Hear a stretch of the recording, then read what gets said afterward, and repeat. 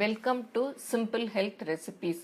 இன்னைக்கு கேழ்வரகு கூழ் எப்படி செய்யலாங்கிறத பார்ப்போம். இதுக்கு தேவையான பொருட்கள்: கேழ்வரகு மாவு 1 கப், பச்சரிசி 1/4 கப், மோர் 2 கப், தண்ணி 5 கப், உப்பு தேவையான அளவு, சின்ன வெங்காயம் 10. ஆடி மாதம் பிறந்துட்டாலே எல்லா அம்மன் கோவில்லையும் செவ்வாய், வெள்ளி, ஞாயிற்றுக்கிழமைகளில் கூழ் ஊற்றுவாங்க.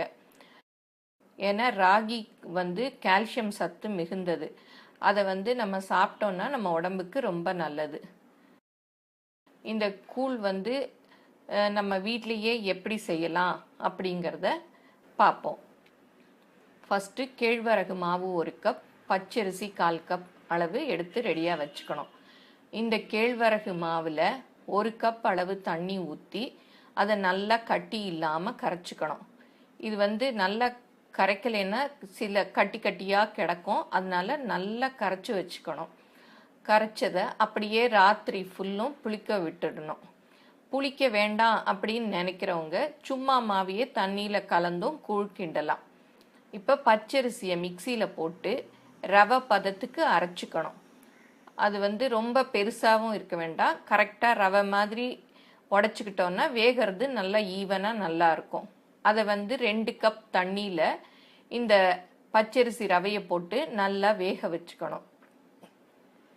அது நல்லா வெந்த உடனே புளிக்க வச்சுருக்கோம் இல்லையா இந்த கேழ்வரகு மாவு, அதையும் அதில் ஊற்றி மீதி உள்ள 2 கப் தண்ணியையும் ஊற்றி கைவிடாமல் நல்லா கிளறணும். கை விட்டுட்டோன்னா அது அடியில் பிடிச்சிக்கும். நல்லா கிண்டி அந்த கேழ்வரகு மாவு பளபளன்னு வரும். அதுதான் பதம். அந்த மாதிரி வந்ததும் அப்படியே அடுப்புலேருந்து இறக்கிடணும். இறக்கி நல்லா ஆற விட்டுடணும். ஏன்னா சூட்டோட மோர் ஊற்றக்கூடாது. நல்லா ஆற வச்சுட்டு தயிரில் நமக்கு தேவையான அளவு தண்ணி ஊற்றி நல்லா மோராக கடைஞ்சி எடுத்துக்கணும். அப்புறம் சின்ன வெங்காயத்தை தோல் உரித்து அதையும் நீள நீளமாக நறுக்கிக்கணும்.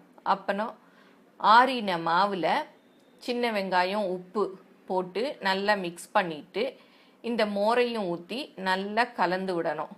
எல்லாம் ஒன்றா. ஏன்னா கூழ் ஆறினதும் கொஞ்சம் இறுகின மாதிரி இருக்கும். அதனால நல்ல விஸ்கு போட்டு நல்லா ஈவனாக மிக்ஸ் ஆகிற மாதிரி கலந்துக்கணும். அப்புறம் மேலே கொஞ்சம் சின்ன வெங்காயத்தை தூவி சர்வ் பண்ண வேண்டியதுதான். இப்போ பொதுவாக ஆடி மாதம் கூழ் ஊற்றுறவங்கெல்லாம் முருங்கைக்கீரை பொரியல், மொச்சை குழம்பு இந்த மாதிரிலாம் வச்சு இந்த கூழோட சர்வ் பண்ணுவாங்க. அப்புறம் தண்டுக்கீரையும் நிறைய இந்த சீசனில் விற்கும். அந்த கீரையிலையும் பொரியல் பண்ணி தண்டை குழம்புல போட்டு அதையும் இந்த கூழோட கொடுப்பாங்க.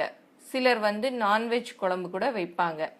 இந்த ரெசிபி பிடிச்சிருந்தா லைக் பண்ணுங்கள். மேலும் இது போன்ற சிம்பிளான ஹெல்த்தியான ரெசிபிக்கு எங்கள் சேனலை சப்ஸ்கிரைப் பண்ணுங்கள். தேங்க்யூ.